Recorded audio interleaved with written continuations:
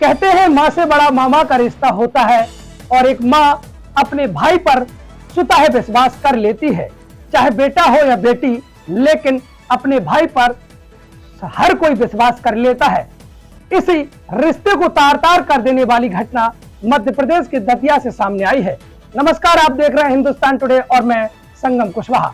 मध्य प्रदेश के दतिया में एक भानज ने अपने मामा पर बैड टच करने के आरोप लगाए हैं।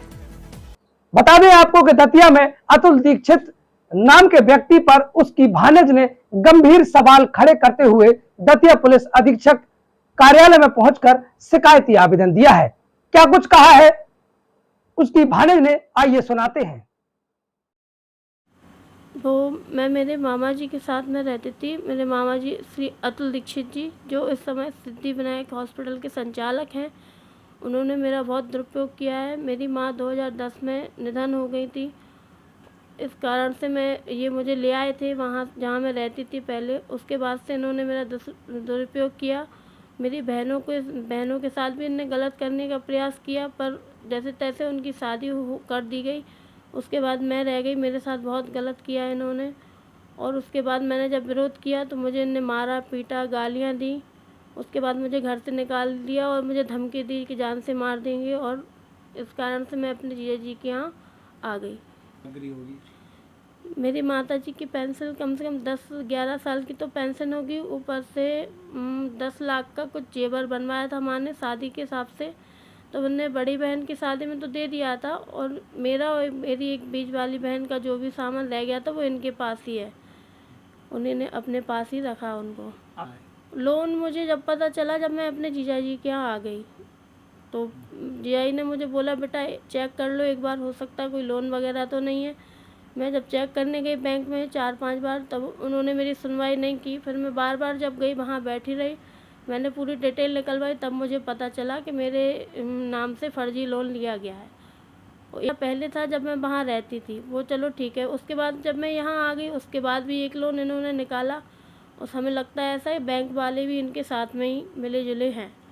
आपको न्याय को लेकर अभी तो आश्वासन इतना दिया है उनने, एसडीओ सर, उनको महिला जो ऑफिसर थी वहाँ पे, उनको आवेदन देकर ये बोला है कि सारी इसकी सुनवाई की जाए, जांच की जाए, उसके बाद मुझे इसके बारे में बताया जाए। इतना ही आश्वासन दिया है। आपका अगला कदम क्या होगा अगर आपके साथ निष्पक्ष जांच और न्याय नहीं होता है? अगर मेरे साथ न्याय नहीं होगा तो मैं आगे तक और भी अप्लाई करूँगी, सुप्रीम कोर्ट जाऊँगी, देखेंगे आगे। जब आपने युवती को सुना तो युवती ने साफ साफ कहा कि हमारे मामा अतुल दीक्षित के द्वारा हमारी मां की पेंशन और तमाम पैसे हड़प लिए और वहीं हमारे साथ दुष्व्यवहार भी किया है। इसको लेकर हिंदुस्तान टुडे की टीम ने दतिया में पदस्थ एसडीओपी आकांक्षा जैन से बात की, तो मामले को लेकर क्या कुछ कहा, सुनिए।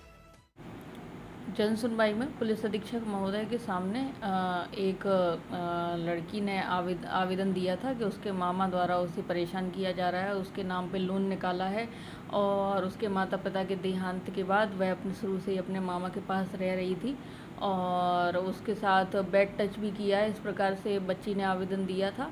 और तत्पश्चात जब जन सुनवाई के पश्चात उसके मामा द्वारा भी मेरे कार्यालय एवं वरिष्ठ कार्यालयों में आवेदन दिया है।